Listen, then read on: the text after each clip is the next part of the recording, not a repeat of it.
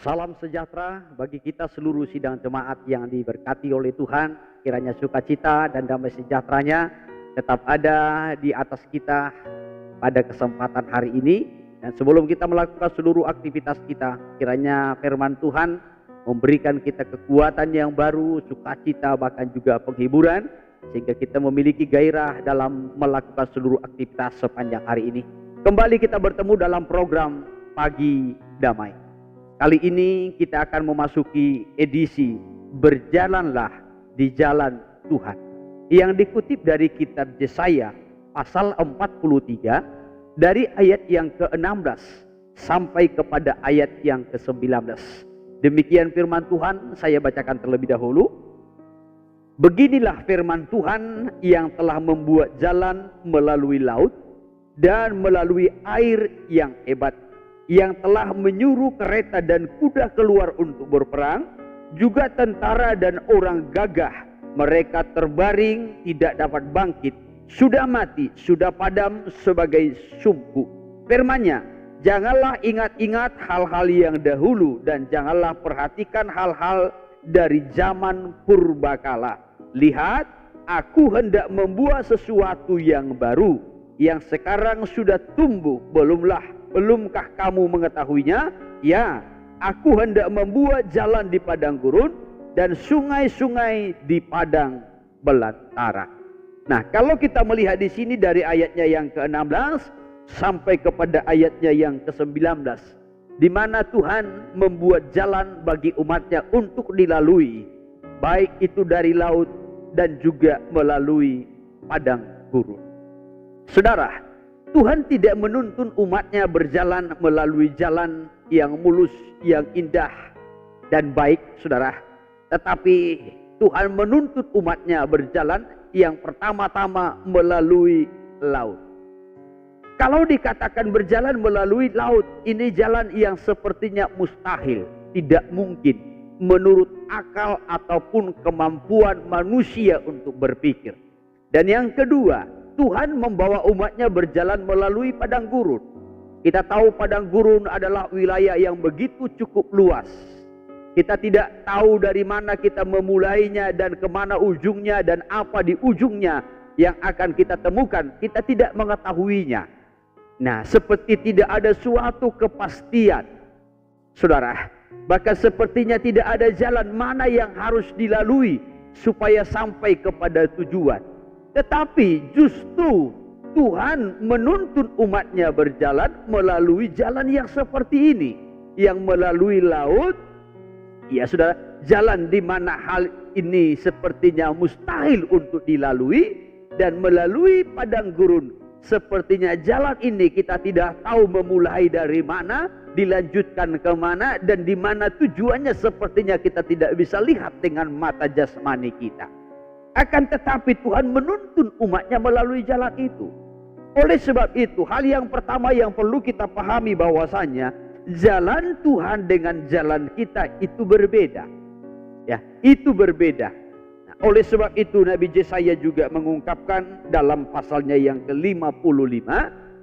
Iya, Yesaya 55 dari ayat 8 sampai kepada ayat 9. Demikian firman Tuhan. Sebab rancanganku bukanlah rancanganmu, dan jalanmu bukanlah jalanku. Demikianlah firman Tuhan.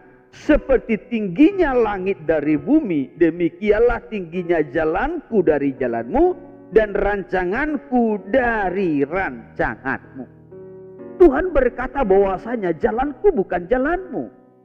Ya, rancanganku bukan rancanganmu. Seperti tingginya langit dengan bumi ini, seperti itulah tingginya. Ya, saudara, cara berpikir Tuhan dengan manusia berbeda total.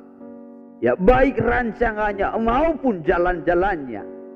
Kalau jalan-jalan Tuhan tadi menuntun umatnya melalui laut dan juga melalui padang gurun, di jalan yang tidak mungkin, di jalan yang sepertinya tidak tahu kemana arahnya, tujuannya, sasaran yang mau dicapai. Ya, tetapi Tuhan menuntun umatnya melalui itu. Beda dengan jalannya manusia.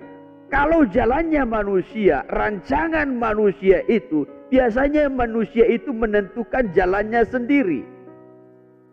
Ya, jalan yang bagaimana?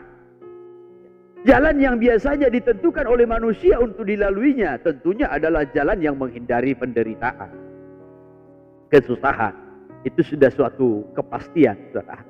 Ya, kalau kita melihat dalam kitab Yeremia, saya kutip kitab Yeremia pasalnya yang ke-6. Dari ayatnya yang ke-16 dikatakan seperti ini. Beginilah firman Tuhan, ambillah tempatmu di jalan-jalan dan lihatlah, tanyakanlah jalan-jalan yang dahulu kala, di manakah jalan yang baik, tempuhlah itu. Dengan demikian jiwamu mendapat ketenangan. Tetapi mereka berkata, kami tidak mau menempuhnya. Nah, firman Tuhan berkata bahwasanya, ya, ambillah tempatmu di jalan-jalan, lihatlah, ya, mana jalan yang baik, tempuhlah itu, supaya engkau mendapat ketenangan, firman Tuhan. Tetapi justru manusia berkata, kami tidak mau menempuhnya. Tuhan menyatakan ini jalan yang baik. Ya, carilah jalan yang baik. Ya, jalan menuju kepada hidup. Walaupun mungkin jalan itu melalui laut, melalui padang gurun, melalui kesusahan, saudara. Tetapi manusia justru lebih memilih jalannya sendiri. Walau Tuhan menyatakan menempuh jalan ini atau melalui jalan ini, tetapi manusia berkata kami tidak mau menempuhnya. Kenapa? Karena manusia itu biasanya menentukan jalannya sendiri. Ya, ingin jalan sendiri. Sehingga dia menganggap jalannya itu jalan yang baik. Dia menganggap jalannya itu jalan yang lurus. Padahal di ujung sudah tersesat dan binasa. Oleh sebab itulah kita Amsal mencatat dalam pasalnya yang ke-14. Dari Amsal pasal 14 ayat 12 itu dikatakan, ada jalan disangka lurus, padahal ujungnya menuju kepada maut. Ya, ini yang seringkali dipilih oleh manusia, jalan untuk dilaluinya. Oleh sebab itulah Tuhan tadi berkata dalam kitab Yesaya, jalanku bukan jalanmu. Kalau jalan Tuhan itu, Tuhan menuntun umatnya melalui laut, melalui padang gurun. Tetapi jalan manusia itu yang ditentukannya sendiri, saudara. Biasanya manusia itu menentukan jalannya. Dia akan mencari jalan mana yang tidak melalui penderitaan, tidak melalui kesusahan. Biasanya manusia itu mencari jalan mana jalan yang simple.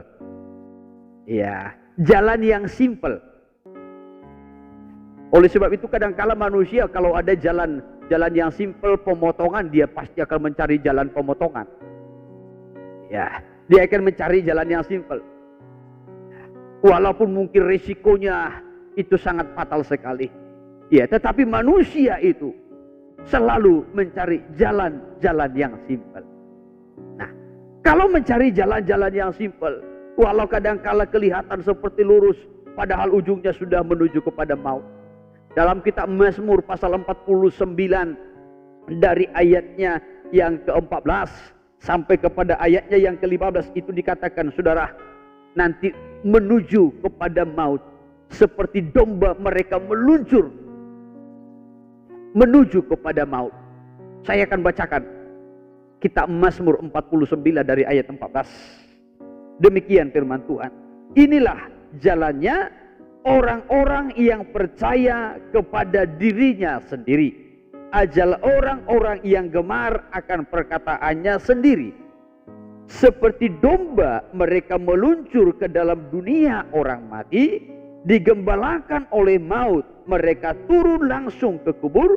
Perawakan mereka hancur, dunia orang mati menjadi tempat kediaman mereka. Nah, inilah jalannya orang-orang yang percaya kepada dirinya sendiri, katanya. Mereka bagaikan domba yang meluncur ke dunia orang mati, kepada maut, kepada kematian.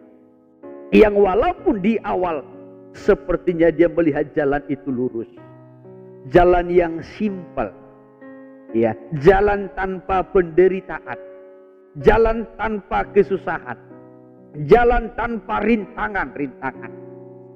Ya, ini biasa jalan yang dicari dan yang dipilih oleh manusia. Oleh sebab itu sidang jemaat yang dikasihi Tuhan, jangan hanya memilih ataupun mencari jalan-jalan yang simpel, ya, jalan untuk memperoleh berkat dengan simpel, jalan untuk sukses dengan simpel, ya sudah, tanpa melalui rintangan, tanpa melalui kesusahan, tanpa melalui penderitaan. Ya saudara yang terkasih, jangan mencari jalan yang simpel, tetapi berjalanlah di jalannya Tuhan. Jalan Tuhan itu tadi adalah jalan melalui laut. Jalan melalui laut ini adalah hal yang mustahil secara logika akal manusia. Ya, ini hal yang bagaikan tidak mungkin. Tetapi Tuhan menuntun kita melalui jalan itu. Dan yang kedua, melalui padang gurun. Ya, melalui padang gurun. Ini bagaikan suatu tempat berjalan di tempat yang begitu luas. Kita tidak tahu kemana arahnya, tujuannya, sasarannya, apa yang mau dicapai. Tidak bisa dilihat dengan mata jasmani. Tetapi saya mau sampaikan bahwasanya, kenapa Tuhan menuntun umatnya melalui laut dan melalui jalan padang gurun? Sasarannya adalah supaya manusia itu betul-betul hidup dalam ketergantungan kepada Tuhan dan hidup dalam tuntunan Tuhan setiap hari, setiap waktu. Sama seperti bangsa Israel ketika mereka berjalan dari Mesir menuju ke tanah Kanaan. Mereka ada dalam tuntunan Tuhan melalui tiang awan, tiang api. Pada malam hari mereka dituntun oleh tiang api. Pada siang hari mereka dituntun oleh tiang awan. Tiang awan itulah yang menjadi penentu bagi mereka. Apakah mereka berkemah, apakah mereka berjalan. Kemana arah perjalanan mereka, maka tiang awan dan tiang api itulah yang menuntun. Tentu bagi kita, saudara, tiang awan, tiang api sekarang tidak lagi Tuhan pakai untuk menuntun kita. Melainkan yang Tuhan pakai untuk menuntun kita adalah firman dan rohnya. Melalui firman dan rohnya lah Tuhan menunjukkan jalan kepada kita. Ya, melalui firman dan rohnya lah, saudara, Tuhan mengarahkan perjalanan kita. Apakah kita berjalan di padang gurun, di dunia yang luas ini? Sudah, kita tidak tahu kemana arahnya, kemana tujuannya, kemana sasarannya. Tetapi firman dan roh itulah yang menuntun kita dalam kehidupan dunia yang cukup luas. Ya sudah, yang lebih luas dari padang gurun ini. Dan mustahil bagi kita melaluinya. Mustahil bagi kita bisa berjalan dalam jalan yang benar dalam kehidupan dunia ini. Tapi firman dan roh itulah yang akan menuntun kita. Saya kutip kitab Yesaya. Yesaya pasalnya yang ke-30 dari ayat 20 sampai kepada ayat 21, demikian firman Tuhan.